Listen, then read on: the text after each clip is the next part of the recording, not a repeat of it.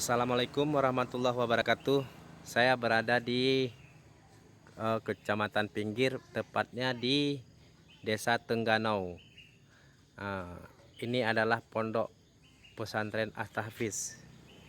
Jadi ya, pesantren Tahfiz ya, Pak ya. Sangat memprihatinkan karena mereka tidurnya di musola ini. Terus ini adalah kamar mereka. Di sini banyak adik-adik kita yang menimba ilmu, yaitu menghafal Al-Quran. Ya dia menghafal Al-Quran ya. Ya, jumlah muridnya ada berapa ini kira-kira? 15. 15-an. Ya, untuk sementara ada 15-an. Itu memang ada yang lagi dibangun. Inilah banyak yang mau jatuh rasanya. Nah, ini dia. Di sana ada juga santri ya, Dek ya. Santri perempuan ya. Ada santri putri juga. Ini kamar mereka. Sangat memprihatinkan.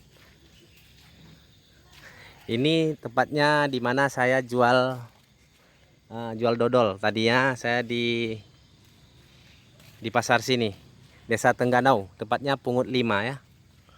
Ya, ini adalah gubuk-gubuk kecil. Ya, di bawah pohon-pohon sawit nih. Sangat memprihatinkan. Semoga yang melihat video saya ini